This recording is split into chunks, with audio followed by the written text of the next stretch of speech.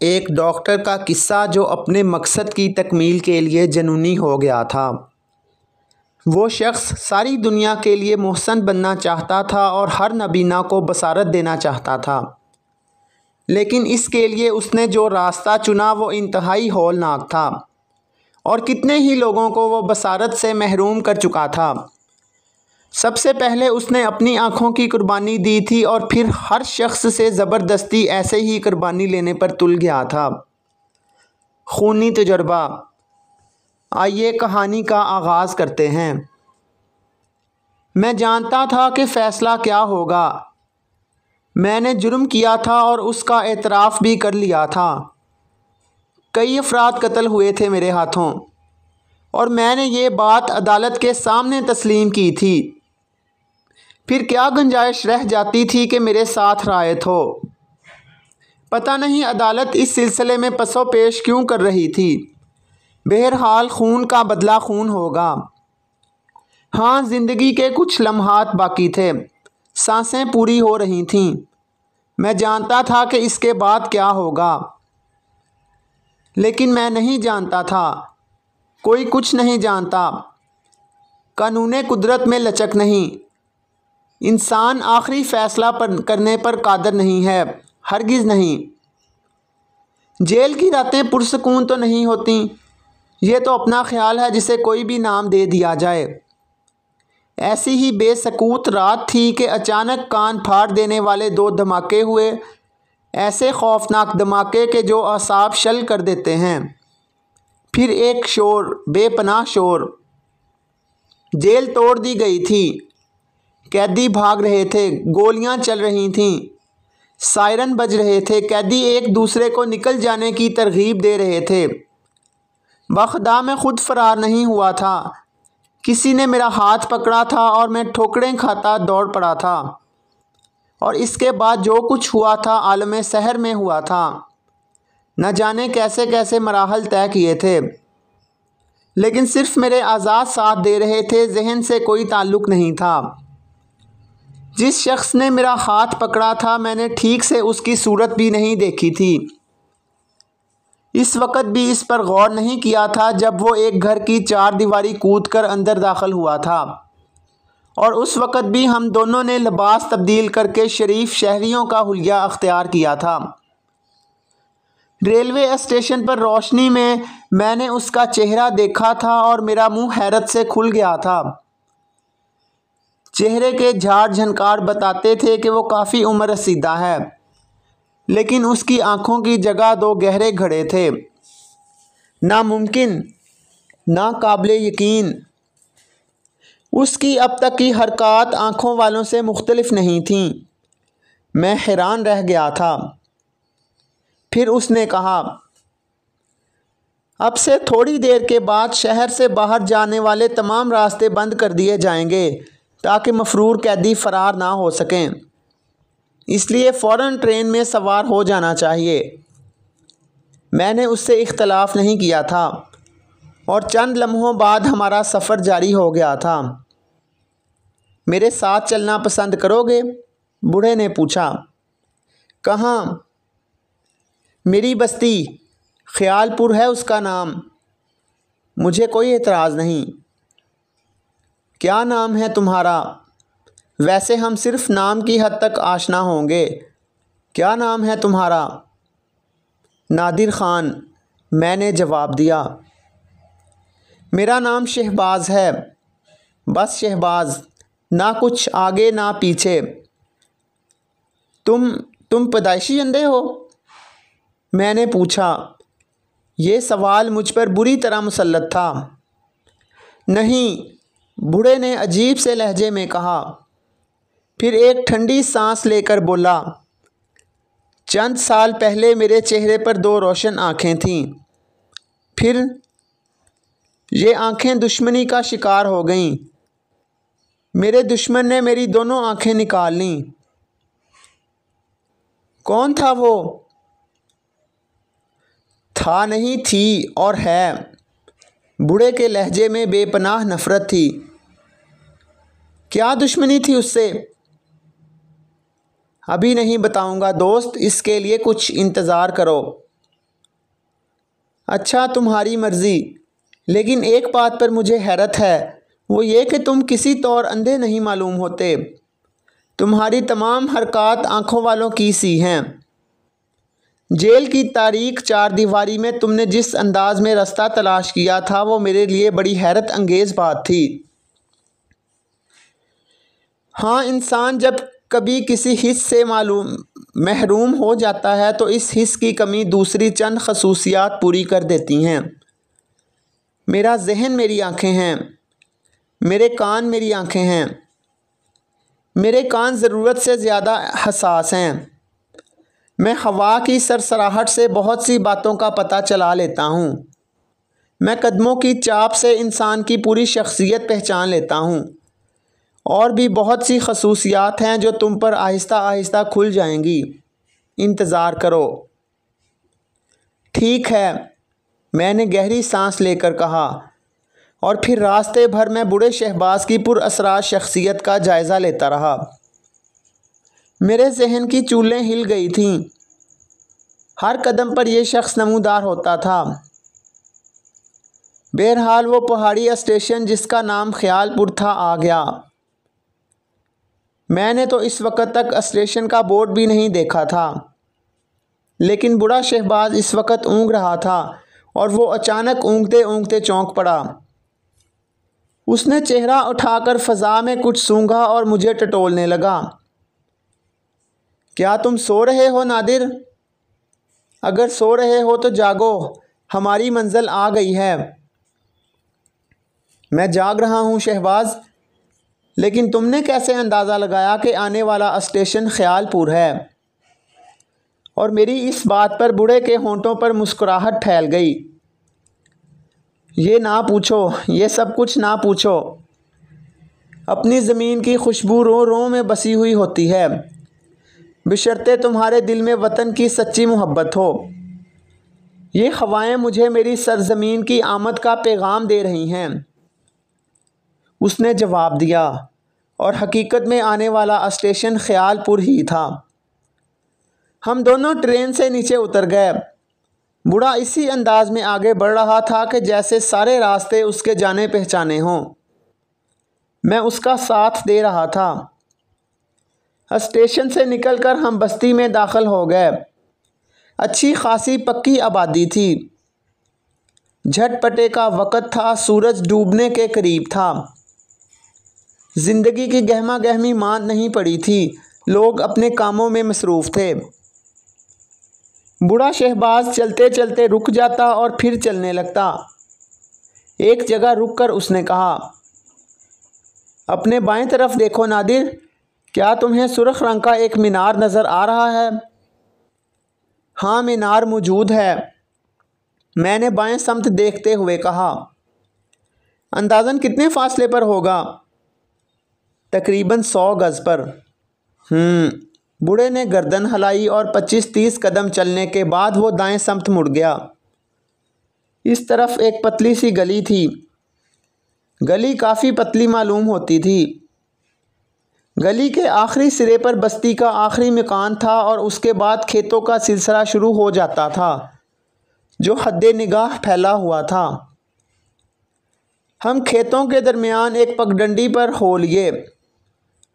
बूढ़ा शहबाज खामोशी से आगे बढ़ता जा रहा था। उसके चेहरे पर अजीब से तासुरात थे।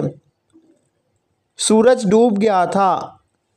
अब खेतों में तारीकी की दबीज़ चादर फैलती जा रही थी। चलते चलते मैं तंग आ गया। तब मैंने उस बूढ़े से पूछा, तुमने कहा था यही बस्ती तुम्हारी बस्ती है? क्या कहा तुमने? बूढ़ा चौंक पड़ा। मैं कह रहा था कि तुम देख नहीं सकते। अपने जहन की आंख से देखो कि सूरज छुप चुका है और तारीकी फैलती जा रही है, और हम तवीलो अरीज खेतों के दरमियान चले जा रहे हैं। बस्ती का आखिरी मकान भी निगाहों से ओझल हो चुका है। आखिर हम कहाँ जा रहे हैं? वो बस थोड़ी दूर इन खेतों के इख्तिताम पर जंगलात का सिलसिला शुरू होगा। बस वहीं हमारी क़यामगाह होगी। जंगलों में? मैंने हैरत से पूछा। हाँ, मैं किसी कदर तन्हाई पसंद भी हूँ और फिर एक तवील अरसे तक मैं अपनी क़यामगाह से दूर रहा हूँ। बहरहाल अब हमें ज़्यादा नहीं चलना पड़ेगा। खेतों के इख्तिताम तक पहुँचते पहुँचते रात हो चुकी थी। जंगलात का सिलसिला गहरी तारीकी में लिपट गया था। मुझे तो थोड़े फासले की चीज़ भी नज़र नहीं आ रही थी, लेकिन बेनाई से महरूम शहबाज इस वक्त हैरत अंगेज़ साबित हो रहा था। वो अच्छी खासी रफ्तार से चल रहा था और उसने मेरा हाथ पकड़ा हुआ था, और सचमुच मैं इस इमारत को नहीं देख सका जिसके दरवाज़े पर उसने मुझे ला खड़ा किया था। पता तो उस वक़्त चला जब दरवाज़ा खुलने की आवाज़ सुनाई दी। ऐसे ही महसूस हुआ था जैसे किसी पुरानी इमारत का तवील अरसे से बंद दरवाज़ा खुला हो। चूं चर की आवाज़ें बुलंद हुईं और फिर बूढ़े शहबाज की आवाज़ सुनाई दी। क्या खौफज़दा हो? बूढ़े की बात मुझे बिल्कुल पसंद नहीं आई थी, इसलिए मैंने उसका जवाब ही नहीं दिया।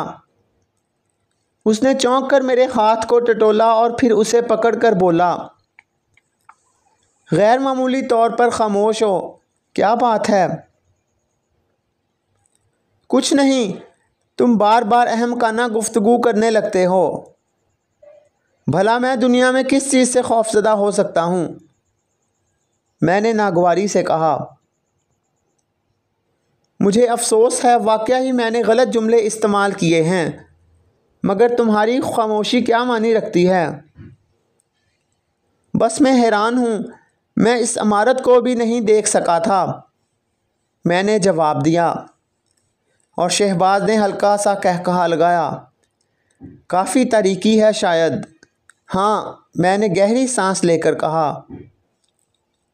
मेरा हाथ पकड़कर चलते रहो, आओ, उसने कहा और मैं उसके साथ चल पड़ा। अंदाज़ा नहीं हो रहा था कि ये कैसी इमारत है। मुझे तो इसके दरो दीवार तक नज़र नहीं आ रहे थे, लेकिन अंधा शहबाज मोड़ मुड़ रहा था। वैसे काफ़ी वसी इमारत मालूम होती थी, क्योंकि अंदर दाखिल होने के बाद भी काफ़ी देर तक चलना पड़ा था। फिर बूढ़ा रुका और उसने कमरे का दरवाज़ा खोला। मैं एक गहरी सांस लेकर उसके साथ उस कमरे में दाखिल हो गया, लेकिन तारीकी के सिवा कुछ ना था। कमरे में सीलन की बू बिल्कुल नहीं महसूस हुई थी। उसका मतलब था कि वो कुशादा और हवादार है और किसी तरफ से उसमें हवा आती है। ठहरो, मैं तुम्हारे लिए रोशनी कर दूं। मैंने लफ्ज़ तुम्हारे लिए ठीक इस्तेमाल किया है। ज़ाहिर है मेरे लिए रोशनी और तारीकी यकसां है ना? उसने कहा। मैंने इस वक्त भी खामोशी मुनासिब समझी थी, लेकिन थोड़ी देर के बाद कमरे में एक शमादान रोशन हो गया। पहले एक शमा जली थी और उसके बाद मुतअद्दिद। खासी रोशनी हो गई थी। ठीक है? उसने पूछा। हाँ, मैंने आहिस्ता से कहा। मैं कमरे में की हुई आराइश देख रहा था। चारों तरफ इंतहाई पुराने तर्ज का फर्नीचर मौजूद था। फर्श पर सुर्ख रंग का एक दबीज़ कालीन बिछा हुआ था। एक तरफ हसीन मसहरी भी थी। गर्ज हर लिहाज से इसे एक कीमती कमरा कहा जा सकता था, जिससे बूढ़े के ज़ौक़ का पता चलता था। ये इमारत तुम्हारी है? मैंने पूछा। हाँ, आबाई पुश्तों की, उसने जवाब दिया। लेकिन क्या यहाँ तुम्हारे सिवा और कोई मौजूद नहीं है? उसने कहा। कौन? मेरे 2 मुलाज़म। मगर इमारत तो वीराने में है, यहाँ वो लोग किस तरह रहते होंगे? वो भी मेरी तरह सुकून पसंद हैं, इसलिए उन्हें यहाँ रहने में कोई एतराज़ नहीं है, शहबाज ने मुस्कुराते हुए कहा और मैंने गर्दन हिला दी। ये सुकून की जगह है।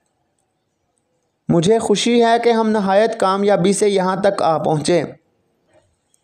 यहाँ हमें कोई ख़तरा नहीं है। अव्वल तो पुलिस जेल से मफरूर कैदियों को तलाश करती हुई यहाँ तक नहीं पहुँच सकती, और अगर पहुँच भी गई तो उसे इस वीरान इमारत में कुछ नहीं मिलेगा। यहाँ दाखिल होने वाले बाहर के लोग अंदर कुछ नहीं तलाश कर सकते। हाँ, ये जगह मुझे ऐसी ही लगती है, मैंने जवाब दिया। तुम भूखे होगे, मैं तुम्हारे लिए खाने का बंदोबस्त करता हूँ। मुझे बेहद मुसर्रत है कि तुम बेजिगर इंसान हो और खौफज़दा होने वालों में से नहीं हो। यहाँ तुम्हें जो कुछ नज़र आए उससे मुतासर होने की ज़रूरत नहीं है, क्योंकि यहाँ सब हमारा अपना है। ठीक है बड़े मियाँ, आप मेरे लिए परेशान ना हो, मैंने जवाब दिया और पुरअसरार बूढ़ा मुस्कुराता हुआ बाहर निकल गया। उसके जाने के बाद मैं आरामदेह कुर्सी पे दराज हो गया और दर हकीकत मैं यहाँ खौफज़दा नहीं था। मेरी इस कैफियत का जवाज़ ये है कि मैंने तवील अरसा मौत के तसव्वुर में गुजारा था। खौफ की बुनियादी वजह तकलीफ़, आज़ार या मौत होती है, यानी इस सिलसिले में मौत आखिरी स्टेज होती है और मैं उस स्टेज में था।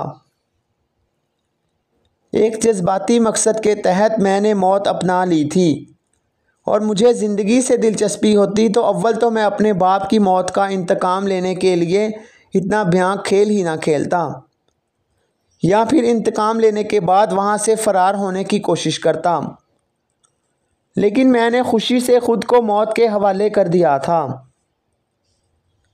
गोया अब मुझे ज़िंदगी की ज़रूरत नहीं थी और अब मैं सुपरमैन बनने की कोशिश नहीं करूँगा। जब मुझे सज़ाए मौत सुनाई गई तो मैंने मौत के बारे में सोचा ज़रूर था, लेकिन वही अज़म, वही इस्तक़लाल कायम रहा था। यानी मैंने अपनी ज़िंदगी की हदें अपने मकसद से मुंसलिक कर दी थीं, इसलिए मुझे मौत से डर नहीं लगा था। न जाने उस बूढ़े की बातों ने क्यों इस कदर मुझे जल्द मुतासर कर लिया था, और अब ज़िंदगी की तरफ आकर भी मैं पशेमान नहीं था, बल्कि अब तो मुझे ज़िंदगी से दिलचस्पी महसूस होने लगी थी। लेकिन मैं आम इंसानों से ज़्यादा बेजिगर था। मैं इस माहौल से कतई खौफज़दा नहीं था। हाँ, इसके बारे में सोच ज़रूर रहा था, और उस सोच की वजह कुदरती थी।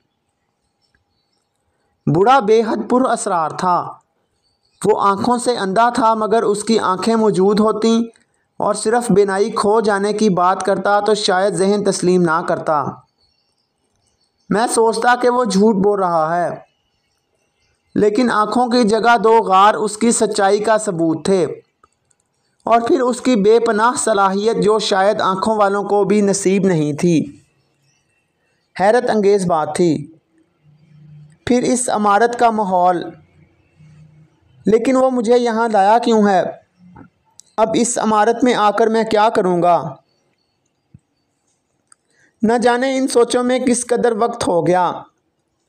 फिर दरवाज़े पर हल्की सी आहट सुनकर मैं चौंका था। दरवाज़ा खुल रहा था और फिर बूढ़े के बजाय एक और शख्स अंदर दाखिल हुआ। उसके हाथों में खाने की ट्रे थी, जो उसने इंतहाई तहजीब से एक मेज़ पर रख दी, और फिर पानी वगैरह रखकर सीधा हुआ तो मैं बुरी तरह चौंक पड़ा। उसकी भी दो आंखें गायब थी और उनकी जगह दो गहरे गार थे, स्याह गहरे गार। मैं शशदर रह गया। अपनी जगह से उठकर उसके करीब पहुंच गया। मैंने साफ महसूस किया था कि खाना लाने वाले ने अपने करीब मेरी मौजूदगी को बखूबी महसूस कर लिया था। फिर वो नरम आवाज़ में बोला, खाना खा लीजिए जनाब। हाँ ठीक है, सुनो, क्या तुम अंधे हो? मैंने पूछा, लेकिन वो इसी तरह वापस मुड़ गया जैसे अंधा ही ना हो बहरा भी हो, और दरवाज़े से बाहर निकल गया। मैंने तवील सांस लेकर शाने हिलाए और फिर खाने की तरफ मुतवज्जो हो गया। जहन्नम में जाए सब कुछ, ख्वाह ये अंधों की नगरी हो या बहरों की। मैं जेल से बाहर निकल आया था और अब मेरी ज़िंदगी अपनी है। बूढ़ा शहबाज बेशक मुझे जेल से निकालने में मेरा मुआवन है, मेरा मददगार है, लेकिन अब अपनी ज़िंदगी में मैं उसका पाबंद तो नहीं हूँ। जब तक दिल चाहेगा यहाँ रहूँगा और जब दिल चाहेगा तो यहाँ से निकल जाऊँगा। मैंने डटकर खाना खाया, बहुत उम्दा खाना था, और फिर मैं बर्तन एक तरफ सरका कर मुल्हका बाथरूम में गया। दांत वगैरह साफ़ किए, शेव काफ़ी दिन से नहीं बनाया था वो बनाया। बहरहाल इस वक्त मैंने उस कमरे से बाहर निकलना मुनासिब नहीं समझा, जाता भी कहाँ। चुनाचे मैं मसहरी पर लेट गया और सोने की कोशिश करने लगा। अरसा के बाद एहसास हो रहा था कि जेल के बजाय घर में हूँ, अब वो घर किसी का भी हो।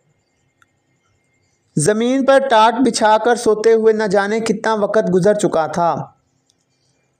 आरामदेह मुसहरी अजीब सी लगी और नींद तो जैसे तुली बैठी थी। गहरी नींद सो गया और दूसरे दिन सुबह को ही आँख खुली। नाश्ता बूढ़े ने मेरे साथ ही किया था और नाश्ते के बाद हम जिस कमरे में गए वो भी बाकायदा ड्राइंग रूम था, जिसमें अखरोट की लकड़ी की मुनाकश मेज़ और ऐसी ही कुर्सियों का सेट था। बर्तन भी नहायत कीमती थे। बूढ़ा खासा साहिब हैसियत था। नाश्ते से फ़ारग होने के बाद मैंने कहा, शहबाज, मैं एतराफ़ करता हूँ कि यहाँ के हालात देखकर तुम्हारी शख्सियत को महसूस करके तजस्सुस किसी कदर बढ़ गया है। मैं तुम्हारे बारे में जानने के लिए बेचैन हो गया हूँ। क्यों न ऐसा किया जाए कि हम दोनों अपना अहद तोड़ दें। तुम मुझे अपने बारे में बताओ और मैं तुम्हें अपने बारे में। मेरी बात सुनकर बूढ़े के होंठों पर मुस्कुराहट फैल गई। उसके बजाय क्यों ना हम काम की बात करें, उसने कहा। लेकिन मेरा तजस्सुस, तुम्हें कोई तकलीफ़ तो नहीं है? नहीं, लेकिन मैं तुम्हारे अंधे मुलाज़म के बारे में जानना चाहता हूँ। क्या जानना चाहते हो इसके बारे में? क्या तुम्हारा दूसरा मुलाज़म भी अंधा है? हाँ। वाकई? मैं उछल पड़ा। हाँ, मैं गलत नहीं कह रहा। लेकिन माफ़ करना, ये अंधों की टीम तुमने क्यों जमा की है? इसे मेरा कम्प्लेक्स समझ लो। मैं ख़ुद अंधा हूँ, इसलिए मैं चाहता हूँ कि मेरे साथ भी अंधे हों। बूढ़े ने मुस्कुराकर जवाब दिया। लेकिन तुम ख़ुसूसी सलाहियत के मालिक हो। क्या ये मुलाज़म भी तुम्हारी तरह हैं? हाँ, ये पूरी इमारत की निगरानी करते हैं, बावर्ची खाने में खाना पकाते हैं, कमरों की सफाई करते हैं। कोई ऐसा काम नहीं जो ये ना कर सकें। लेकिन फिर वही सवाल पैदा होता है कि आखिर ऐसा क्यों है? और तुम कह चुके हो कि तुम पैदाइशी अंधे नहीं हो। हाँ, मैंने गलत नहीं कहा। खैर, छोड़ो इन बातों को। आओ मैं तुम्हें ये इमारत दिखाऊं। नाश्ते की मेज़ से बूढ़ा उठ गया। उसने मेरा ये सवाल भी तिश्ना छोड़ दिया था। मैं उसके साथ उठ गया और फिर उसने मुझे ये खंडरनुमा इमारत दिखाई। दर हकीकत ताहद्दे निगाह वीरान जंगल के अलावा कुछ ना था। इस खंडर की मौजूदगी भी हैरत अंगेज़ थी। न जाने आबादी से दूर ये इमारत किस लिए बनाई गई थी। बूढ़ा मुझे एक एक जगह के बारे में बताता रहा और फिर वापस अपने कमरे में आ गया। बैठो, उसने तवील सांस लेकर ख़ुद भी बैठते हुए कहा, और मैं कुर्सी पर बैठ गया। मैं गहरी निगाहों से उसका जायज़ा ले रहा था और बूढ़ा किसी सोच में गुम था। काफ़ी देर खामोशी से गुजर गई। मेरा ख्याल है तुम ख़ुसूसी तौर पर मुझे अपने बारे में बताना नहीं चाहते। नहीं, ऐसी कोई बात नहीं है।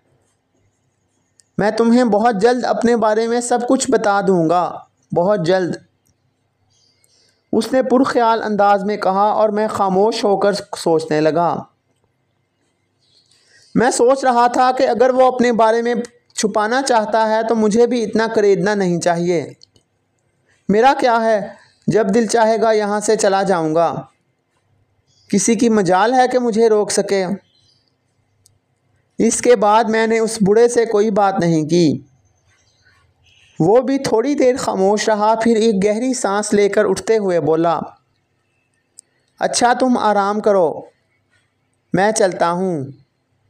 और हाँ, जहन में किसी वसवसे को जगह देने की ज़रूरत नहीं है। यहाँ मेरे साथ रहकर तुम्हें कोई तकलीफ़ नहीं होगी। तुम बिल्कुल फ़िक्र मत करो। मैंने दोबारा ज़िंदगी कबूल कर ली है और अब मैं इसके साथ पूरा इंसाफ करूँगा।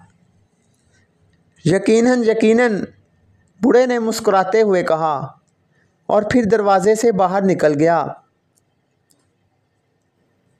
मैं अब यहाँ से किसी हद तक उकताहट महसूस करने लगा था और दूसरे अंदाज में सोच रहा था, क्यों न राह फ़रार अख्तियार की जाए।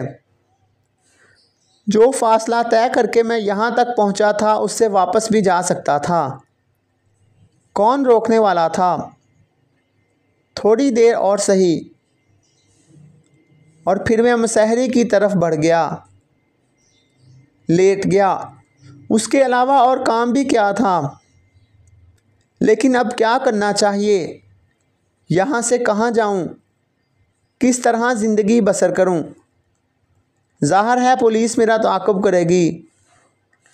मैं कातिल था और सज़ाए मौत का मुजरम। महज़ब दुनिया में पता नहीं मेरे ख़िलाफ़ क्या क्या कार्रवाइयाँ हो रही होंगी।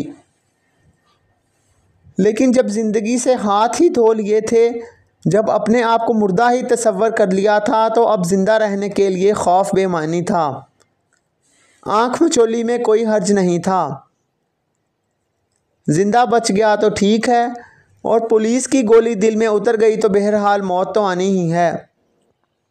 लेकिन अब इस बूढ़े से कुछ घिन सी महसूस होने लगी थी।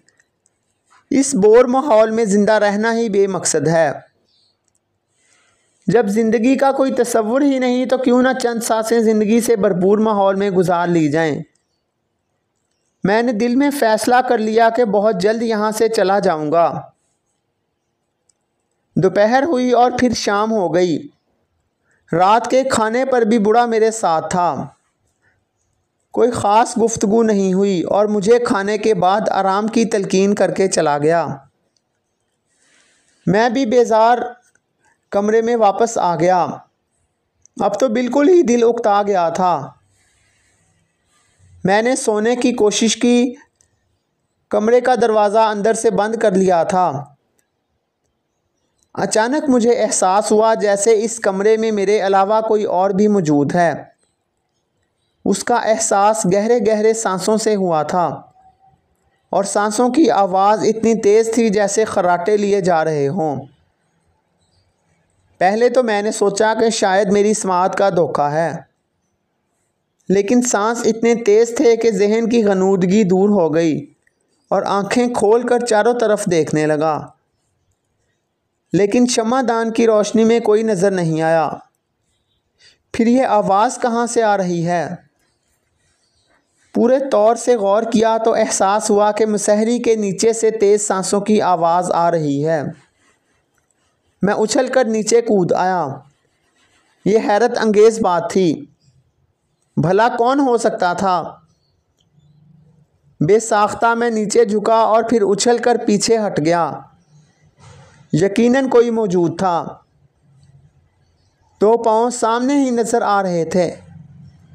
चूँकि शमादान की रोशनी मुसहरी के इस रुख पर नहीं आ रही थी, इसलिए यह अंदाज़ा नहीं हो सका कि ये पाँव बूढ़े शहबाज के हैं या उसके नौकर के। बहरहाल मैंने कोई तकल्लुफ़ नहीं किया और इत्मीनान से दोनों पाँव पकड़ लिए और ज़ोर से बाहर घसीट लिया। उसके साथ ही एक निस्वानी चीख कमरे में गूंजी। चीख के साथ ही मैंने घबराकर पाँव छोड़ दिए और उछलकर पीछे हट गया। लेकिन मैंने जिस हालत से उसे घसीटा था, इससे वो पूरी तरह बाहर आई और अपने कमरे में एक हसीन और नौजवान दोशीज़ा को देखकर मेरी आंखें मुतहय्यराना अंदाज में फैल गईं। जो कुछ हो रहा था वो नाकाबिले यकीन था, क्योंकि अब तक मैंने सिर्फ बूढ़े शहबाज को देखा था या उसके दूसरे 2 अंधे मुलाजमों को। अब तक ना तो किसी लड़की के बारे में सुना था और ना ही ऐसे आसार नज़र आते थे। वो हैरत ज़दा अंदाज में पलकें झपका रही थी जैसे सोने से जागने वाले वक्ती तौर पर खालिउल ज़हन होते हैं। उसके चेहरे की तराशी अजीब सी थी। उम्र का कोई तयन नहीं किया जा सकता था। एक निगाह में महसूस होता था कि वो एक सादा सी लड़की है, लेकिन बगौर देखने से चेहरे पर बेहद सफाकी नज़र आती थी। होंठों की तराशी में एक नुमायाँ खसूसियत थी। उसके बदन पर स्याह चुस्त पतलून और सफ़ेद मर्दाना कमीज़ थी। बालों का स्टाइल काफ़ी खूबसूरत था और उसके पलके झुकाने का अंदाज़ भी। यूँ महसूस हुआ जैसे वो हवास की दुनिया में वापस आ गई हो। उसने दोनों कोहनियाँ ज़मीन पर लटकाईं और बदन को थोड़ा सा उठाया और फिर उठकर बैठ गई। उसने ज़ोर से आंखें बंद करके गर्दन झटकी और मेरी तरफ देखने लगी। कब आए तुम? उसने सवालिया अंदाज में पूछा, जैसे बरसों की शनासा हो। क्या मतलब? कौन हो तुम? मैंने मुतहय्यराना अंदाज में पूछा। नीलम, उसने बड़ी बेपरवाही से जवाब दिया।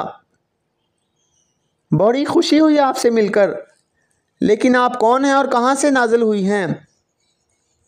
इस मसहरी के नीचे से। क्या अभी अभी पैदा हुई हैं? नहीं, मेरी उम्र तो 22 साल है। तो 22 साला हसीना, अपनी शान नज़ूल भी बता दें। कैसी बातें कर रहे हो तुम? पूरे 4 घंटे से तुम्हारा इंतज़ार कर रही हूँ। वो दोनों यकीनन तलाश कर रहे होंगे, बल्कि शायद मायूस भी हो चुके हों। बस मैं छुप आई और सीधी इस मुसहरी के नीचे आ घुसी। पता नहीं किस वक़्त नींद आ गई थी तुम्हारा इंतज़ार करते करते। अच्छा, मैंने परेशानी से गर्दन हिलाई। न जाने इस भूत खाने में क्या क्या था। अब इस लड़की से क्या कहा जाए और ये जो कुछ कह रही है इसे क्या समझा जाए। पता नहीं कौन है और इस इमारत में कहाँ से आ गई। शहबाज से इसका क्या ताल्लुक़ है? बहुत से सवालात मेरे जहन में मचल रहे थे। चंद साथ में उसकी शक्ल देखता रहा, फिर न जाने क्यों उसे सहारा देने के लिए हाथ आगे बढ़ा दिया। सहारा कबूल कर लिया गया। उसका हाथ मेरे हाथ में आ गया। तब वो उठ गई और शुक्रिया कहकर एक कुर्सी पर बैठ गई। खुदा के लिए अब तो बता दो कि कौन हो तुम? अरे तुम ये नहीं जानते? जी नहीं। कह तो चुकी हूँ कि नीलम हूँ और तुम्हें अहम इत्तला देने आई थी। अच्छा तो फरमाइए। भाग जाओ, फ़ौरन फ़ौरन भाग जाओ, बस इसके अलावा और कुछ नहीं कहूँगी। क्यों, खैरियत? यहाँ मेरी मौजूदगी आपको ग्रां गुजर रही है? मैंने तंज़िया अंदाज में पूछा। और अगर तुम नीलम हो तो नीलम होती क्या चीज़ है? बस बस रहने दो, मैं समझ गई। तुम मेरी बात को कोई अहमियत नहीं दे रहे, भुगतोगे खुद ही। मैंने दोस्ताना तौर पर तुम्हें बता दिया है और इसके लिए मैं तुम्हारा 4 घंटे से इंतज़ार कर रही थी। लड़की के अंदाज में एक अजीब सी कैफियत झलक रही थी। मैं गौर से उसे देखता रहा, फिर उसके करीब पहुंचकर कहा, शहबाज से तुम्हारा क्या रिश्ता है? मौत का रिश्ता है। मारे जाओगे तुम, कुत्ते की मौत। और फिर याद करोगे कि मैंने क्या कहा था। बस इससे ज़्यादा और कुछ नहीं कहूँगी। अरे मुझे तो ऐसा ही लग रहा है जैसे तुम्हारे लिए वक़्त ज़ाया किया हो। वो झुलाए हुए अंदाज में बोली और फिर कुर्सी से उठ खड़ी हुई। अरे नहीं नहीं, बैठो। तुम तो मुझे बहुत अच्छी लड़की महसूस हुई हो। मैंने आगे बढ़कर उसके दोनों शानों पर हाथ रख दिए और उसने एक झटके से शाने छुड़वा लिए। बोलो, जाओगे या नहीं? तुम यहीं रहती हो? हाँ। तब तो फिर मुझे यहाँ से नहीं जाना चाहिए, मैंने मुस्कुराते हुए कहा। मैं कहती हूँ फजूल बातें मत करो। और अचानक उसके हलक से चीख निकल गई। दरवाज़ा बहुत ज़ोर से खुला था। सबसे आगे शहबाज और उसके पीछे दोनों मुलाजम अंदर घुस आए। तीनों के चेहरों पर खौफनाक तासुरात थे। शहबाज मुंह उठाकर कुत्ते की तरह सूंघने लगा और फिर गराई हुई आवाज़ में बोला, तो तुम यहाँ मौजूद हो? मैं तो अभी आई थी, लड़की ने खौफज़दा लहजे में कहा और उसकी आंखों से खौफ टपकने लगा। चलो इसे यहाँ से ले जाओ, बूढ़े ने कहा और दोनों मुलाजमीन ने आगे बढ़कर लड़की के बाजू पकड़े और इसे खासी बेदर्दी से घसीटते हुए बाहर ले गए। लड़की ने मुंह से आवाज़ नहीं निकाली थी। शहबाज के चेहरे पर बला की संजीदगी तारी थी। चंद साथ वो सोचता रहा और फिर उसके होंठों पर मसनूई मुस्कुराहट फैल गई। क्या बकवास कर रही थी ये बेवकूफ़ लड़की? उसने आहिस्ता से पूछा। जो कुछ भी कह रही थी इससे तुम्हें सरोकार नहीं होना चाहिए। मैं तुम्हें कुछ नहीं बताऊंगा क्योंकि तुमने मुझे यहाँ के बारे में कुछ भी नहीं बताया, मैंने बिगड़ते हुए लहजे में कहा। नादर, तुम बहुत बेसब्रे इंसान मालूम होते हो। मैंने तुमसे कहा था कि मैं तुम्हें सब कुछ बता दूंगा, लेकिन ना जाने क्यों तुम्हें इस सिलसिले में इतनी जल्दी है। बहरहाल इसके बारे में सुनो। वो मेरी बेटी है नीलम। उसका दिमाग उलट चुका है, मुकम्मल तौर पर पागल है। उसकी किसी बात का भरोसा नहीं किया जा सकता। अब बताओ वो क्या कह रही थी तुमसे? बस मेरा ख्याल है कोई खुलकर बात नहीं की थी। कह रही थी यहाँ से भाग जाओ वरना मुसीबत में गिरफ्तार हो जाओगे। बस इसके अलावा और कुछ नहीं कहा। और यूं महसूस हुआ जैसे बूढ़े ने इत्मीनान की सांस ली हो। फिर वो गमज़दा अंदाज में बोला, मेरी ज़िंदगी का सबसे बड़ा अलमिया ये बच्ची है। इसकी माँ इसकी पैदाइश के वक़्त ही मर गई थी और इसके बाद मैंने ही इसकी परवरिश की। बड़ी हसास है, ज़रा ज़रा सी बात को दिल पर चिपका लेती है।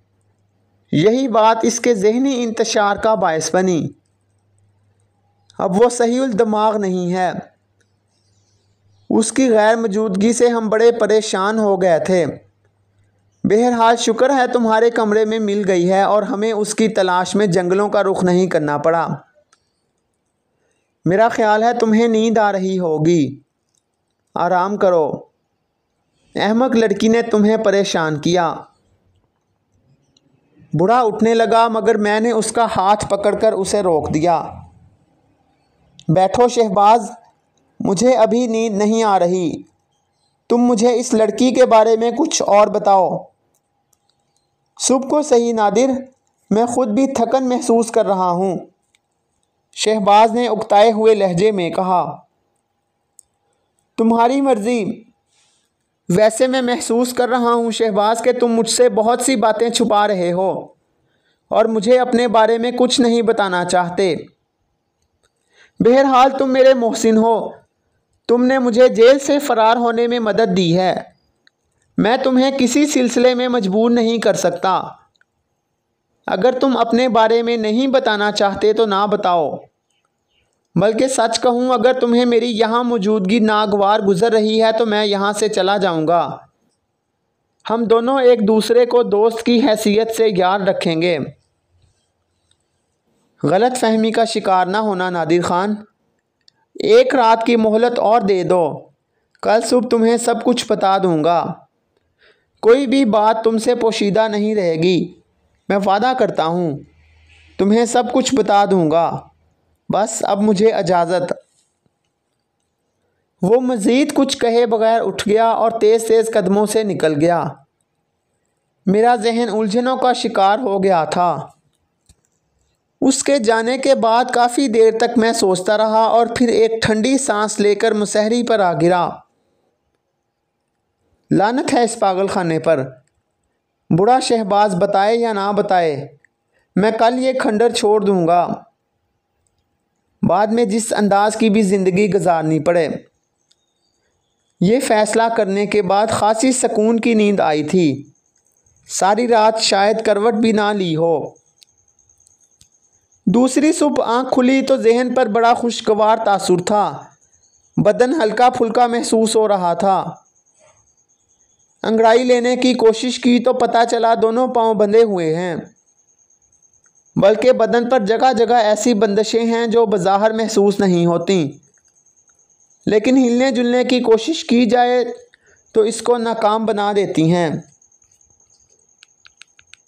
मेरा मुंह हैरत से खुल गया। ये क्या हो गया था? किसी ने मुझे बांध दिया था, मगर क्यों? मैंने गर्दन घुमाने की कोशिश की, लेकिन इसमें रुकावटें खड़ी कर दी गई थीं कि गर्दन ना हिलाई जा सके। मैंने छत की तरफ देखा और साफ अंदाज़ा हो गया कि मैं इस कमरे में मौजूद नहीं हूँ जिसमें पिछली रात सोया था। लेकिन मैं यहाँ कैसे आ गया और ये कौन सी जगह है? मुझे यहाँ लाने वाला कौन है? अजीब बेबसी सी महसूस होने लगी थी। और फिर उसी वक़्त शहबाज की करीख आवाज़ कानों में गूंजी। क्या महसूस कर रहे हो? मैं चौंक पड़ा, लेकिन गर्दन घुमाकर शहबाज को नहीं देख सका था। और इसी वक़्त शहबाज का चेहरा मेरे चेहरे के मुकाबल आ गया। उसके होंठों पर शैतानी मुस्कुराहट थी। क्या तुम्हें अपने बदन में एक खसूसी तवानाई महसूस हो रही है? उसने फिर पूछा। ये सब क्या है? मैंने गुस्सीले अंदाज में कहा। मेरी बात का जवाब दो। बकवास मत करो, मुझे बताओ तुमने मुझे क्यों बांधा है? मैंने गुर्राते हुए पूछा। तुम बज़िद थे ना कि तुम्हें सारे हालात से आगाह कर दिया जाए, बूढ़े ने मुस्कुराते हुए कहा। लेकिन तुमने मुझे बांध क्यों दिया है? और मुझे मेरे कमरे से कैसे निकाला गया? बेहोश करके। बहरहाल तुम्हें यहाँ ही आना था। ये कौन सी जगह है? इसी इमारत का तहखाना, लेकिन मैंने इसमें तरमीम करवाई हुई है। ये मेरी लेबार्ट्री है। लेबार्ट्री? मैंने मुतहय्यराना अंदाज में पूछा। हाँ, लेबार्ट्री। बूढ़े ने गहरी सांस ली। बहुत कम लोग डॉक्टर शहबाज को जानते हैं। डॉक्टर शहबाज? मैंने ताज्जुब से कहा। हाँ, डॉक्टर शहबाज, आँखों का माहर। मैंने मुतअद्दिद बीमारियों के इलाज दरियाफ़्त किए हैं, लेकिन बहुत से लोगों को मेरे तरीक़ाकार से इख्तलाफ था। मेरी लेबार्ट्री पर कई बार छापे मारे और मुझे कभी सुकून से काम नहीं करने दिया गया। मगर तुमने मेरे साथ ये सलूक क्यों किया है? ये भी मालूम हो जाएगा। मेरे बारे में पूरी तफसील तो सुन लो। ये तो तुम्हारी सबसे बड़ी ख्वाहिश थी। हाँ, तो मैं बता रहा था कि मैंने आँखों की मुतअद्दिद बीमारियों के इलाज दरियाफ़्त किए और उन्हें आम कर दिया। ये जो आँखें बदलने के ऑपरेशन आम हो गए हैं, यकीन करो इनका बुनियादी तसव्वुर मैंने ही दिया था। लेकिन हर तामीर के लिए पहले कुर्बानियाँ देनी होती हैं। आँखों के मौसर इलाज के लिए मुझे इंसानी आँखें चाहिए होती थी। छोटी छोटी बीमारियों के लिए मैंने मुर्दा इंसानों की आँखें ख़रीदना शुरू कर दी। आम तौर पर लावारस मरने वालों की आँखें मिल जाया करती थीं, लेकिन मौत के बाद बेनाई पर जो झिली चढ़ जाती थी वो मेरे इस मंसूबे के लिए नाकारा थी, जिस पर मैंने सोचा इस पर अमल करने के लिए ज़िंदा इंसानों की आँखों की ज़रूरत थी। मैंने बेअंदाज़ा दौलत खर्च करके भी इंसानी आँखें हासिल करने की कोशिश की, लेकिन यह मुमकिन नहीं हो सका। दूसरी तरफ मैं अपने तजर्बे के लिए पागल था और इसी जुनून के आलम में मैंने एक ज़िंदा इंसान की आंखें निकाल लीं। लेकिन अजीब कानून है, अजीब लोग हैं। मेरी कोशिशों से बेशुमार ऐसे इंसानों की आंखों की रोशनी वापस आ गई जो बिल्कुल अंधे हो चुके थे। मुझे कुछ नहीं मिला, लेकिन मैंने उन्हीं के फ़ायदे के लिए सिर्फ़ एक इंसान की आंखें ज़ाया कर दी तो दुनिया मेरी दुश्मन हो गई और मेरी ज़िंदगी अजाब कर दी गई। बल आखिर मुझे उस दुनिया को खैर बात कहना पड़ा। होना तो ये चाहिए था कि उसके बाद मैं लोगों की फलाह के लिए ये काम करना बंद कर देता। मैं कोई कलाश इंसान नहीं हूँ, सारी ज़िंदगी ऐशो इशरत से बसर कर सकता हूँ, लेकिन शौक़ का नशा इतना हल्का नहीं होता कि आसानी से ज़ाइल हो जाए। मैं अपने तजर्बात को इस हद तक वुसअत देना चाहता था कि मैं किसी ऐसे इंसान को बिनाई दे सकूं जो पैदाइशी तौर पर अंधा हो, उसकी आँखों की शरियानें तक ना हों। जिस तरह प्लास्टिक के दूसरे अज़ा बना लिए गए हैं, जिनमें हाथ पाँव यहाँ तक के नाजुक तरीन अज़ा जिनमें दिल, गुर्दे, फेफड़े वगैरह शामिल हैं और इंसानी ज़िंदगी के तार कायम रखने में मददगार होते हैं, इसी तरह मैं मसनूई आँखें बनाना चाहता था ताकि हम इन आँखों के मोहताज ना रहें जो अतिया के तौर पर दी जाती हैं। तुम गौर करो कि कैसी अच्छी बात है कि दुनिया में कोई इंसान बेनाई से महरूम ना रहे। लेकिन ये दुनिया वाले किसी अच्छे काम की उस वक़्त तो तारीफ़ कर देते हैं जब वो हो चुके। अगर उसकी तकमील के मराहल में उनकी मर्ज़ी के ख़िलाफ़ कुछ हो तो उसे कतई बर्दाश्त नहीं करते। चुनाचे मैंने आबादियों की गहमा गहमी से दूर इन खंडरात का इंतखाब किया और यहाँ अपनी तजर्बा गाह कायम की। मुझे ज़्यादा मुआवनों की ज़रूरत भी ना थी, चुनाचे मैंने अपने तौर पर काम शुरू कर दिया। मेरे साथ मेरी बच्ची नीलम भी थी, यही मेरी मुआवन और यही मेरी असिस्टेंट, जो भी समझो। मैंने अपना काम शुरू कर दिया, लेकिन मसला वही था, इंसानी आँखों की ज़रूरत। मैंने ऐसे इंसानों का इंतखाब किया जो दुनिया की सर्द महरी से तंग आए हुए थे।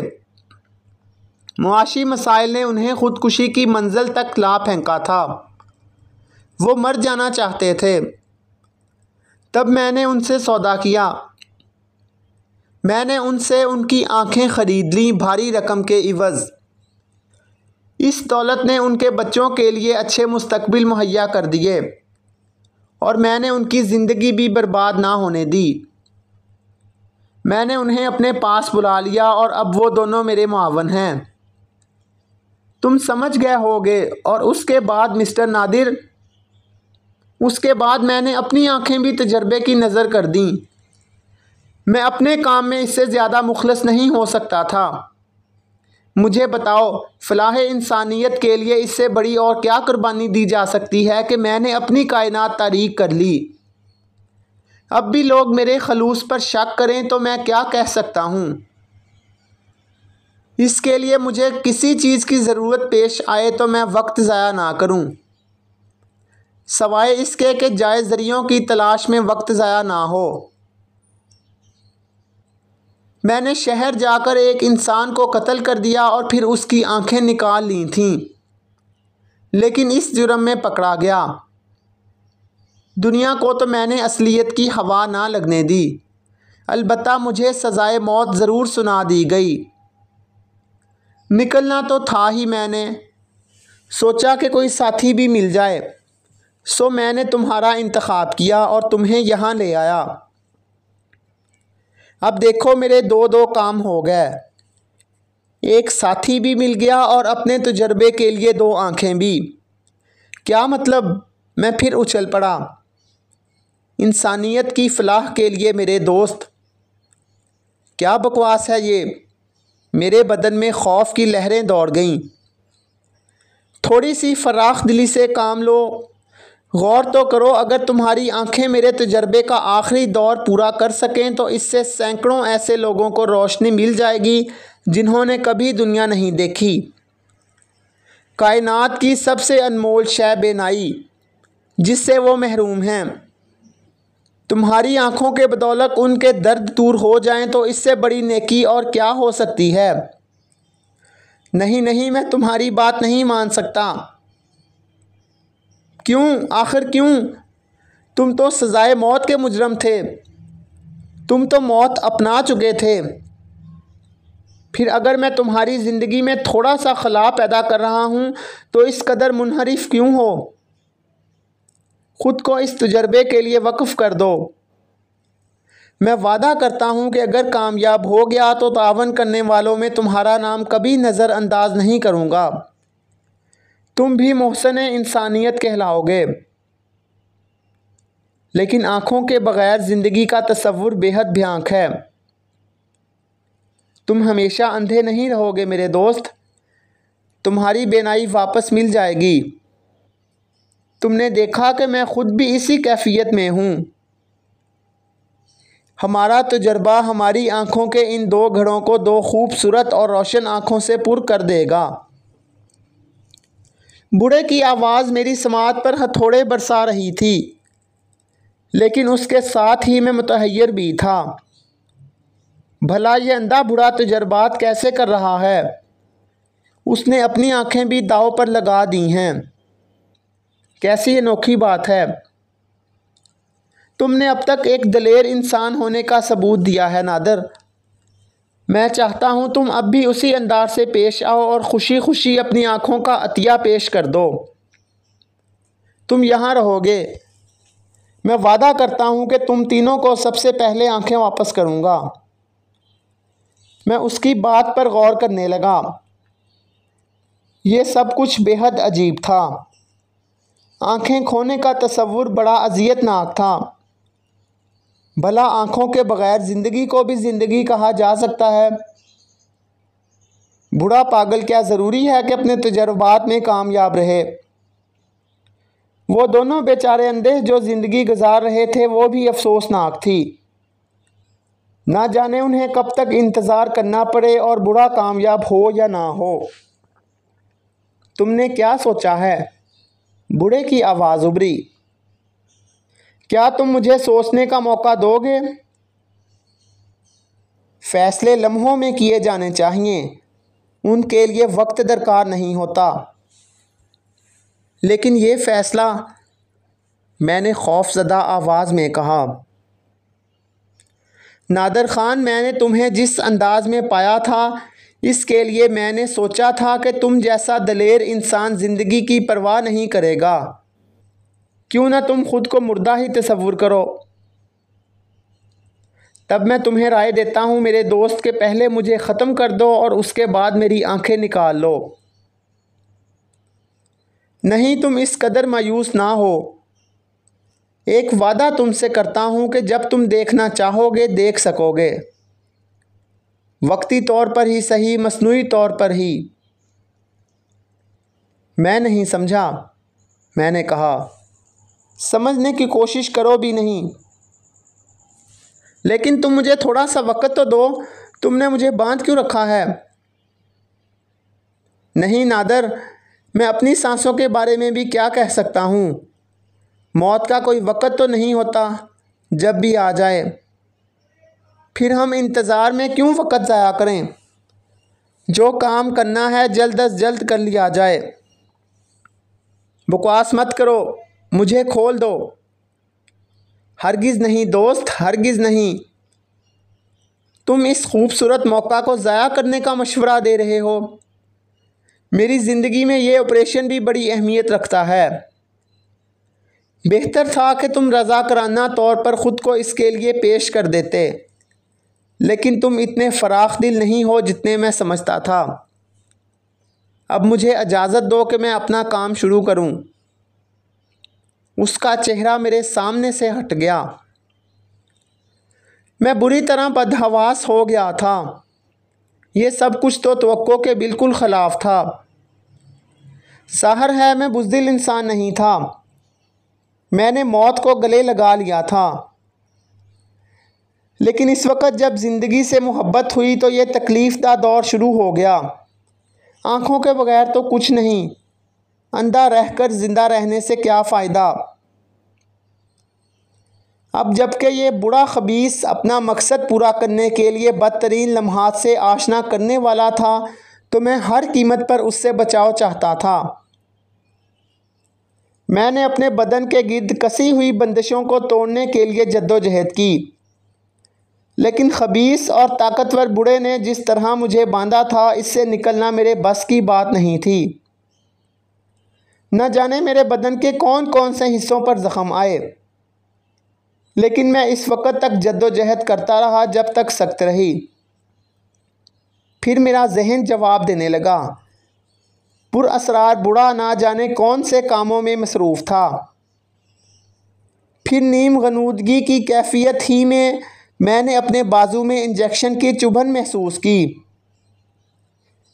हल्की सी सीह मेरे मुंह से निकली और उसके बाद की कैफियत अजीब थी।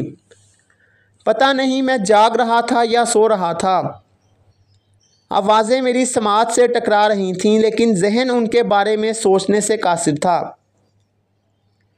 अलबत्ता जब मुकम्मल तौर पर होश में आया तो रात हो चुकी थी। रात, ये कैसी रात थी, मैंने सोचा। फिर बूढ़ा शहबाज याद आ गया और मैंने अपने हाथों में ऐंठन महसूस की। एक बार फिर मैंने बंदिशों से आज़ाद होने की कोशिश की, लेकिन बंदिशें तो अब मेरे गिर्द नहीं थीं।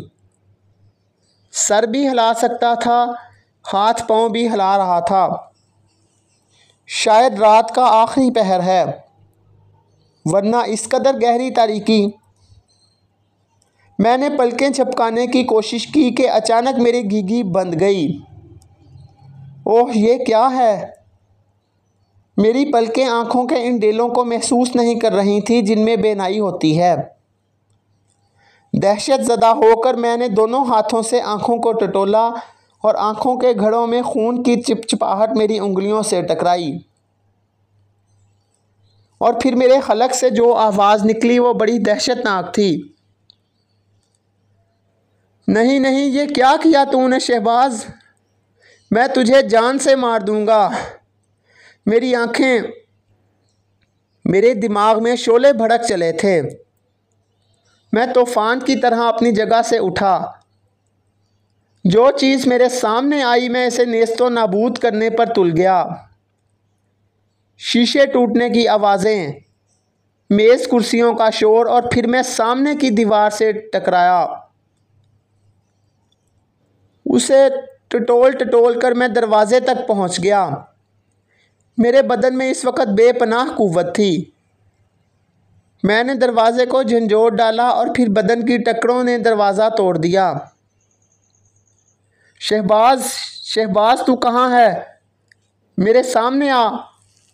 तूने मेरे साथ धोखा किया है। मेरी आंखें मुझे वापस दे दे। मैं कहता हूँ मेरी आंखें मुझे वापस करो, वरना अच्छा नहीं होगा। मैं तुझे ऐसी मौत मारूंगा कि तू सोच भी ना सकेगा। दफ्तन मैंने किसी चीज़ से ठोकर खाई और ऊंधे मुंह नीचे गिर गया। मेरा सर ज़ोर से किसी पत्थर से टकराया और जहन फिर तारीकियों में खो गया। न जाने कब तक, न जाने कहाँ तक। लेकिन ज़िंदगी थी तो होश भी आ गया, और जहन जागा तो किसी के गुफ्तगू करने की आवाज़ सुनाई दे रही थी। मैंने उस तरफ कान लगा दिए। ये उस जलील बूढ़े की आवाज़ थी। किसी से कह रहा था, नहीं, उसे पाइप से खुराक दो। अभी वो होश में नहीं आना चाहिए। अभी उसका होश में आना किसी भी हालत में ठीक नहीं। बहुत बेहतर जनाब। दूसरे शख्स की आवाज़ सुनाई और फिर कोई मुझे नज़दीक आता महसूस हुआ। मेरे दांत एक दूसरे पर भेंच गए। मैंने उसके कदमों की चाप को महसूस किया, और जूं ही आने वाला मेरे करीब आया, मेरी दोनों टांगें पूरी कुव्वत से उसके मुंह पर पड़ीं और वो एक बेसाख्ता चीख के साथ दूसरी तरफ उलट गया। मैं फुर्ती से उठ खड़ा हुआ। दर हकीकत आँखों के खाली हलकों में कोई तकलीफ़ महसूस नहीं हो रही थी। बूढ़े ने मेरी आंखें निकालकर कोई ऐसी दवा उन हलकों में लगा दी थी जिससे तकलीफ़ का कोई एहसास नहीं था। उसके अलावा बदन में तवानाई भी महसूस हो रही थी। तब ही मैंने बूढ़े शहबाज की आवाज़ सुनी, क्या हुआ, क्या तुम ठीक हो? नहीं जनाब, शायद वो होश में आ गया है। शहबाज ने मखसूस अंदाज में मुंह उठाकर फ़ज़ा में सूंघने की कोशिश की और फिर उसने मुझे आवाज़ दी, नादिर ख़ान, क्या किया है तुमने? मेरे नज़दीक आओ, धोखेबाज। क्या तुमने मुझे इसलिए जेल से निकाला था? देखो मेरी आंखें मुझे वापस करो, वरना मैं तुझे कुत्ते की मौत मार दूंगा। मैं दोनों हाथ खला में नचाते हुए बोला। तब अचानक मेरे हाथ किसी के जिस्म से टकराए और मैंने उसे मजबूती से पकड़ लिया। ये बूढ़ा शहबाज ही था। मैंने उसकी गर्दन टटोली और उसे अपनी गिरफ्त में ले लिया। तब बूढ़े शहबाज के चौड़े हाथ मेरी कलाइयों पर आ जमे और उसने नहायत इत्मीनान से अपनी गर्दन मेरी गिरफ्त से आज़ाद करवा ली। नादिर ख़ान, आखिरी बार कह रहा हूँ, होश में आ जाओ। जो होना था वो हो चुका है। एक खूबसूरत मुस्तकबिल के लिए तुम थोड़े से अरसे के लिए तारीकी बर्दाश्त कर लो। मैं तुझे मार डालूँगा। मैंने दांत भैंचकर उसका लिबास खींचा। अच्छा तो मार डालो, उसने सर्द लहजे में कहा और मैं अपनी जद्दोजहद करने लगा। लेकिन जेल की मोटी सलाखों को मोम की तरह तोड़ देने वाला ज़मीन में 1 फुट गहरे गड़े हुए आहनी जंगला को उखाड़ना मेरे बस का रोग नहीं था। उसने एक हाथ से मेरे दोनों बाजू पकड़ लिए और दूसरा हाथ मेरी कमर में डालकर मुझे उठाया और कंधे पर डाल लिया। फिर नहायत इत्मीनान से बिस्तर पर ला पटका। अगर तुम शराफत से बाज ना आए तो अब तुम्हारे साथ बुरा सलूक किया जाएगा। तुम्हारी आंखों के घड़ों में कोई तकलीफ़ ना होगी, ये मैं जानता हूँ, और अब बेहतर यही है कि तुम मुझसे तावन करो। और अगर तुमने तावन ना किया तो फिर यही होगा कि मैं तुम्हें किसी भरी पड़ी बस्ती में छोड़ आऊँगा। फिर तुम एक अंधे की हैसियत से भीख मांगने के सिवा कुछ नहीं कर सकोगे। बूढ़े ने इस तरह मेरी जद्दोजहद को नाकाम बना दिया था। इससे ये एहसास तो यकीन पा गया था कि इसका कुछ बिगाड़ नहीं सकता। चुनाचे मेरा दिल चाहा कि बेबसी से फूट फूट कर रो पड़ूं। कुछ ऐसी ही कैफियत महसूस कर रहा था। बहरहाल ये शान मर्दानगी के ख़िलाफ़ था। चंद साथ खामोशी रही, फिर शहबाज की आवाज़ आई, अगर तुमने फ़ैसला असबात में किया है तो मुझे बता दो, और अगर तुमने अब भी कोई गलत हरकत करना चाहते हो तो ज़ाहिर है तुम्हारी जद्दोजहद तुम्हें आंखें वापस नहीं दे सकेगी, सवाए इसके कि मैं तुम्हें अदम तावन करने वालों में शुमार करूँगा। फिर दरवाज़ा बंद होने की आवाज़ आई। शायद वो सब बाहर चले गए थे। कई दिन मज़ीद गुज़र गए। अब यहाँ रहना मैंने अपनी आदत बना ली थी। चहलकदमी भी कर लेता था, लेकिन इस वीराने से बाहर जाना मेरे बस की बात नहीं थी। आंखें खोने के तकरीबन 1 माह बाद की बात है कि एक शाम में इमारत के एक हिस्से में एक पत्थर पर बैठा हुआ था, खामोश और सोच में गुम। मेरी ज़िंदगी में जो वीराने आए थे उनसे बगावत तो इस ज़िंदगी में मुमकिन नहीं थी। मौत चूँकि मेरा मुकद्दर बन चुकी थी और मैं तकदीर के ख़िलाफ़ ज़िंदगी की तरफ दौड़ पड़ा था, इसलिए मुझे इस दौड़ की सज़ा मिल रही थी। दफ्तन मुझे अपनी पुश्त पर किसी के कदमों की चाप सुनाई दी और मैं चौंक पड़ा। होगा कोई, मैंने बेपरवाही से सोचा, और फिर मुझे अपने करीब वही निस्वानी आवाज़ सुनाई दी जो मैं पहले भी सुन चुका था। अरे तुम यहीं मौजूद हो, उसने कहा, और फिर वो शायद मेरे सामने आ गई। दूसरे लम्हे उसके हलक से एक बेसाख्ता चीख निकल गई। नहीं नहीं, वो शायद मेरे लिए रो पड़ी थी। ये नहीं हो सकता, ये क्या हो गया? उसने मेरे दोनों शानों पर हाथ रखकर मेरा रुख अपनी जानब कर लिया और फिर बेअख्तियार मुझे सीने से बेंच लिया। बड़ी बेअख्तियाराना कैफियत थी उसके अंदाज में। वो फूट फूट कर रोने लगी। रोने के दरमियान वो कहती जा रही थी, कहा था मैंने तुमसे कि भाग जाओ, लेकिन ना सुनी तुमने। पागल समझा था ना दूसरों की मानद। क्यों नहीं गए बताओ, क्यों नहीं चले गए यहाँ से? वो रोती रही। दर हकीकत मेरे जहन में अब उसकी बातें आ रही थीं। बिलाशुबा उसने मुझे चले जाने के लिए कहा था, लेकिन शहबाज ने उसे पागल करार दे दिया था और इस वक्त मैंने भी इस बारे में कुछ नहीं सोचा था। लेकिन अब क्या हो सकता था? उसने शायद मेरा चेहरा अपने चेहरे के मुकाबल किया, मुझे देखती रही और फिर गमज़दा लहजे में बोली, किस कदर बदनुमा कर दिया तुम्हारा चेहरा। कैसी हसीन आँखें थीं।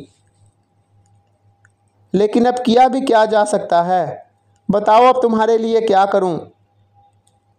शुक्रिया नीलम, तुम्हारी हमदर्दी ने मुझे काफ़ी सुकून बख्शा है।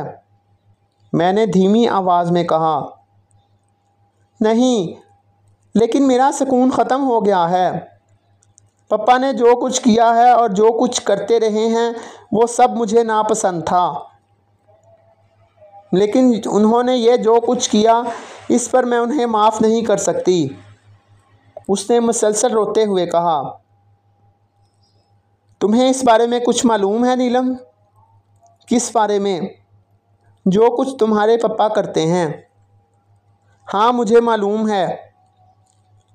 क्या तुमने कभी उनसे इस बात पर इख्तलाफ किया है? हाँ, मैं सख्त एहतजाज करती रहती हूँ। ज़ाहिर है शहबाज ने तुम्हारी बात कबूल नहीं की होगी। हाँ, पप्पा बहुत संग दिल हैं, लेकिन उन्होंने तुम्हारे साथ जो किया है इस पर मैं उन्हें माफ़ नहीं करूँगी। वो फिर रोने लगी और मेरे जहन में एक नए ख्याल ने जन्म लिया। मैंने सोचा क्यों ना इस लड़की को अलाकार बनाया जाए और इससे शहबाज के बारे में ज़्यादा से ज़्यादा मालूमात हासिल की जाएं। मैं शहबाज से इंतकाम लेना चाहता था। इस कमबख्त ने मेरे साथ जो सलूक किया था वो बेहद भयानक था। मैं बेबस होकर रह गया था। लेकिन अब अगर ये लड़की मुझसे तावन पर आमादा हो जाए तो शायद इस बुरे खबीस के ख़िलाफ़ कुछ कर सकूं। मैंने महसूस किया था कि वो मुझसे कुछ मुतासर है, वरना किसी के लिए आंखों में आंसू कहाँ आते हैं। नीलम, तुम्हें मुझसे हमदर्दी है ना?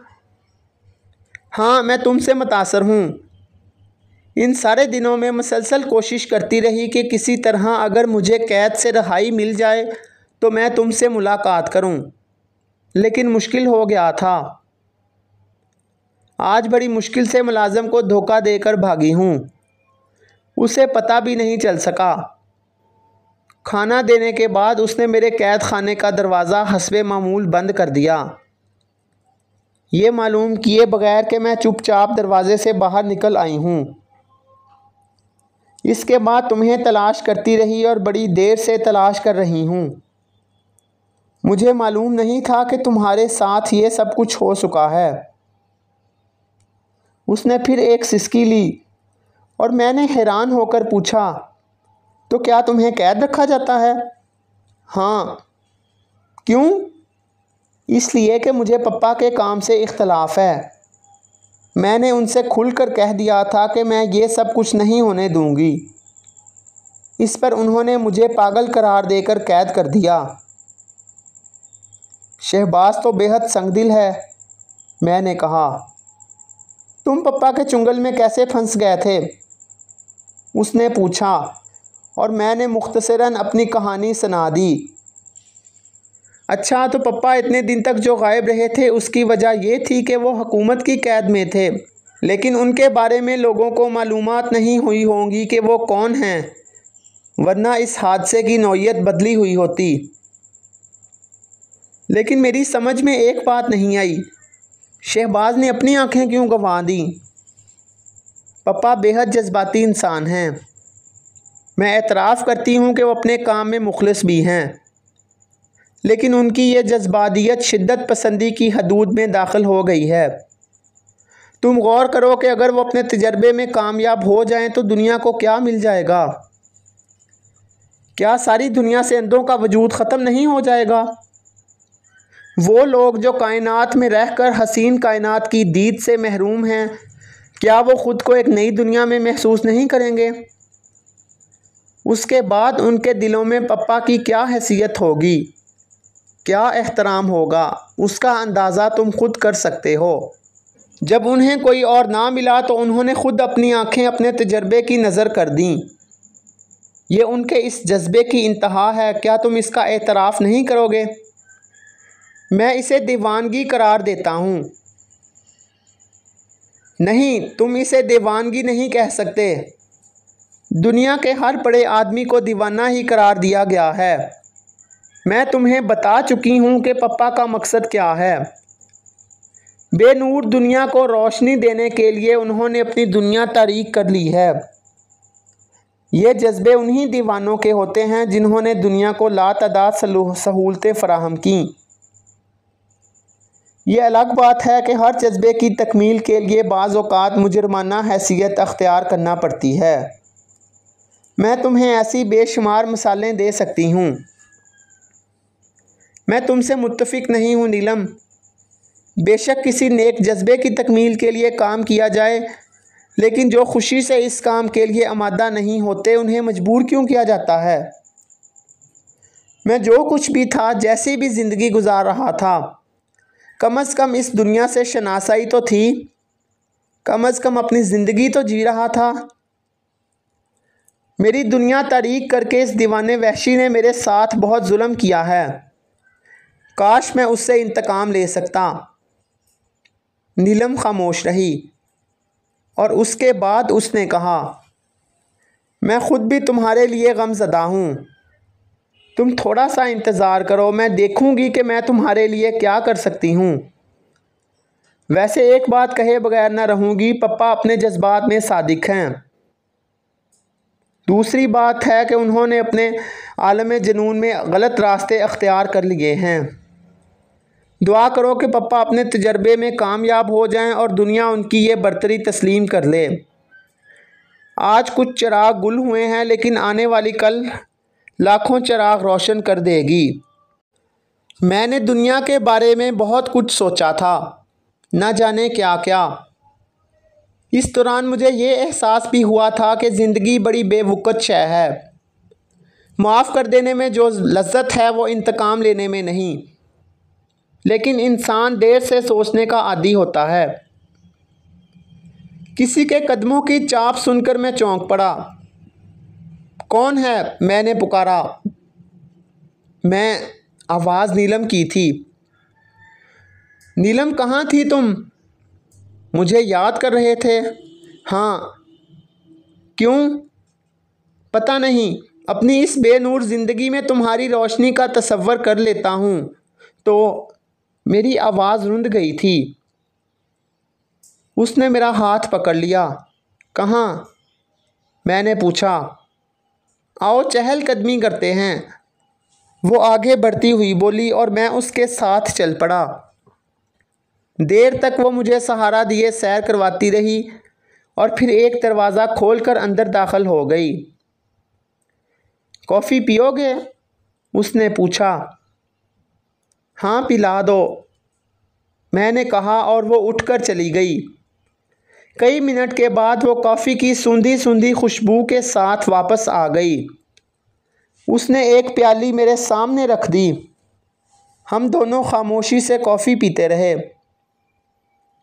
थोड़ी देर के बाद उसने कहा, तुमने दुनिया में किसी को चाहा है? मैंने, हाँ। ज़िंदगी ने मुझे ऐसा कहते हुए मेरी ज़बान लड़खड़ा गई। सर में चक्कर सा आ गया था। खामोश क्यों हो गए?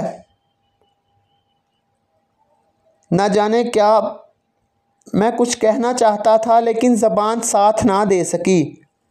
होशो हवास गुम होते जा रहे थे। उसके बाद फिर कोई एहसास ना रहा, कुछ याद ना रहा। फिर न जाने क्या क्या होता रहा, न जाने क्या क्या। मैं एक सहर के से आलम में डूबा रहा। कभी होश आता तो अजीब सा महसूस होता, लेकिन फिर बेहोशी, मुकम्मल बेहोशी। फिर एक दिन किसी ने मुझे आवाज़ दी। हवास जाग रहे थे और आसाब काबू में थे। कौन है? मैं नीलम हूँ। नीलम? हाँ, उसने जवाब दिया और मैं अपनी कैफियत के बारे में सोचता रहा। फिर पेशानी पर एक दबाव का एहसास हुआ और मेरे दोनों हाथ इस दबाव को टटोलने लगे। ये क्या है नीलम? इसे ना छेड़ो, आज मैं तुम्हारी पट्टी खोलने जा रही हूँ। पट्टी? हाँ, मेरे लिए दुआ करो, ये मेरे ज़िंदगी की पहली कोशिश है। मैं कुछ समझ नहीं सका नीलम। मैंने तुम्हारी आंखें तुम्हें वापस करने की कोशिश की है। मैंने ऑपरेशन करके तुम्हारी आंखें दोबारा तुम्हारे हलकों में फुट कर दी हैं। काश काश मुझे कामयाबी हासिल हो जाए। नीलम, मैंने भींची भींची आवाज़ में कहा। हाँ मेरे दोस्त नादिर, शायद मैं तुमसे मोहब्बत करने लगी हूँ। मुझसे तुम्हारी ये बेबसी नहीं देखी गई। मैं आई सर्जन की बेटी हूँ। मैंने हमेशा अपने पापा के साथ काम किया है। ऐसे ऑपरेशन मेरे लिए कोई हैसियत नहीं रखते। मैंने उनसे इख्तलाफ किया तो उन्होंने मुझ पर पाबंदी लगा दी और मैं उनके काम से अलग हट गई। लेकिन तुम्हारे लिए, सिर्फ तुम्हारे लिए। नीलम, दुआ करो नादिर, मेरी कोशिश कामयाब हो जाए, दुआ करो। उसने मुझे एक कुर्सी पर बैठा दिया और फिर मेरी पट्टी खोलने लगी। मेरा दिल बुरी तरह धड़क रहा था। पट्टी खुल गई और फिर मैंने पलकें झपकाईं। बेनूर खला में आंखें वापस आ गई थीं और फिर नीलम का चेहरा। हाँ, मेरी दुनिया फिर रोशन हो गई थी। मेरे हलक से चीख निकल गई। नहीं, खुदा के लिए जज्बाती मत बनो, वो दोनों यहाँ मौजूद हैं। नीलम ने खौफजदगी से कहा। नीलम, मैं देख सकता हूँ, मैंने मुसर्रत के लहजे में कहा और वो मुस्कुरा दी। मेरे दोस्त, इसे मेरी मोहब्बत का तोहफ़ा समझो, उसने कहा। नीलम बहुत खुश नज़र आ रही थी। पापा अभी वापस नहीं आए, उन्हें 2 आँखों की तलाश है। मैंने तुम्हारी आंखें उनकी तजर्बा गाह से चराई थीं। उनकी जगह मैंने 2 नकारा आंखें महलोल में डबो दी थीं, इसलिए वो आखिरी तजर्बा मुकम्मल ना कर सके। मैंने उन्हें धोखा दिया था नादिर।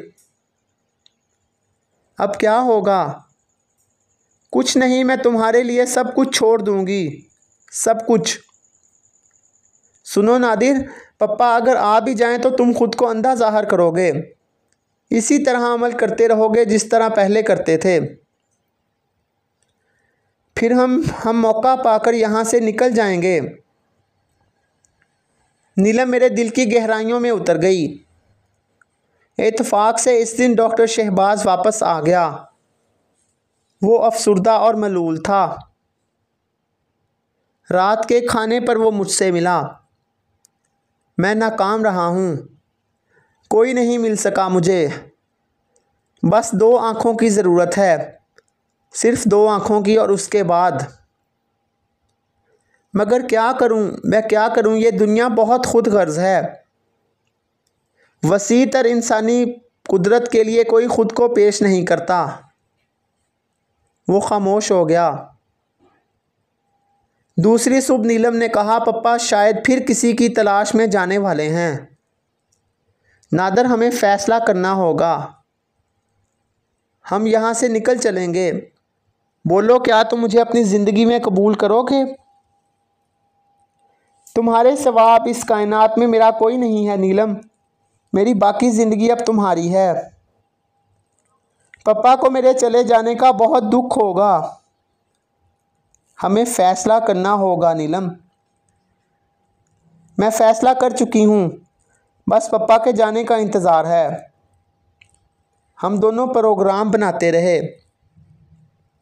मेरी दुनिया फिर से जगमगा उठी थी। गो बाहर की दुनिया मेरे लिए ख़तरनाक थी, लेकिन नीलम जैसी शरीके ज़िंदगी के साथ किसी गुमनाम गोशे में बसर करना मुश्किल ना होगा। मैं बूढ़े शहबाज के जाने का इंतज़ार करता रहा। उसे मैंने एक बार भी शबा ना होने दिया कि मेरी आंखें मुझे वापस मिल चुकी हैं। उस दिन नीलम कुछ मसरूफ़ थी, इसलिए फिर मेरी उससे मुलाकात ना हुई। रात को भी वो नहीं आई थी। मैं एक अजीब सी बेचैनी महसूस कर रहा था। जब वो नाश्ते पर भी ना मिली तो मैं ख़ुद उसके कमरे की तरफ चल पड़ा। वो कमरे में मौजूद थी, बिस्तर पर लेटी हुई थी। खैरियत नीलम? कुछ बीमार? मेरी आवाज़ हलक में अटक गई। मेरे रोंगटे खड़े हो गए। हाँ, मेरी मनहूस आँखों ने जो कुछ देखा था वो नाकाबिले यकीन था। नीलम के खूबसूरत चेहरे पर आँखों की जगह दो गार नज़र आ रहे थे। दो गार। डॉक्टर शहबाज ने उसे भी अपने जुनून की नज़र कर दिया था। डॉक्टर, पागल, दीवाने, मरदूद, तूने मेरी नीलम को भी ना छोड़ा। जुनूनी, मैं तुझे नहीं छोड़ूंगा। मैं पागलों की तरह चीखता हुआ बाहर निकल आया। लोहे की एक वज़नी राड मुझे मिल गई। मैंने उसे दोनों हाथों में पकड़ा और लेबॉर्टरी में घुस गया। डॉक्टर शहबाज वहाँ मौजूद थे। कौन है? कौन चीख रहा है? तूने नीलम की आंखें निकाल ली डॉक्टर। मैंने लोहे की राड पूरी कुव्वत से उसके सर पर दे मारी। खून का फवारा बुलंद हो गया। मुझ पर जुनून सवार था। लोहे की राड से मैंने उसका भेजा बाहर निकाल दिया। उसके दोनों साथियों ने मुझे पकड़ना चाहा, लेकिन मुझे ना संभाल सके।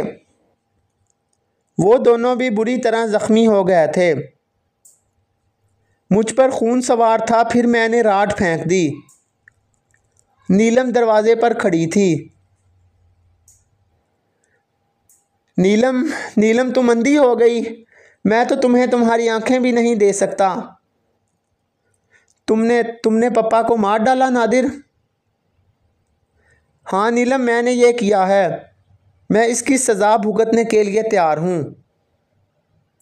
नीलम खड़ी रही। फिर उसने आहिस्ता से कहा, पापा का मिशन अजीम था नादिर, लेकिन वो अपने मकसद की तकमील के लिए जुनूनी हो गए थे। ऐसा तो होना ही था, ये ज़रूर होना था। अब तुम यहाँ से चले जाओ। जाओ नादिर, तुम्हें तुम्हारी दुनिया मुबारक। तुम्हारे बग़ैर नीलम, तुम्हारे बग़ैर। नहीं नादिर, तुम मेरे अंधे वजूद को कहाँ घसीटते फिरोगे? पहले दूसरी बात थी। जाओ प्लीज़। मेरी समझ में नहीं आ रहा कि पापा की मौत का मातम करूं या। वो सिसक पड़ी थी। नहीं नीलम, मैं तुम्हारे बग़ैर जीना नहीं चाहता। अगर तुमने मेरा साथ ना दिया तो मैं। हाँ नीलम, मैं सज़ाए मौत का मुजरम हूँ। मैं ख़ुद को पुलिस के हवाले कर दूँगा। मैं अकेला नहीं जी सकता। जीऊँगा तो तुम्हारे साथ, वरना मौत से बेहतर और कोई शय नहीं है। आओ नीलम, मुझे ज़िंदगी की तरफ ले चलो। आओ हम अपने लिए एक दुनिया तलाश करें। मैंने नीलम का हाथ पकड़ लिया और वो आहिस्ता कदमों से मेरे साथ चल पड़ी। सामीने कराम, उम्मीद है कि आपको ये कहानी पसंद आई होगी।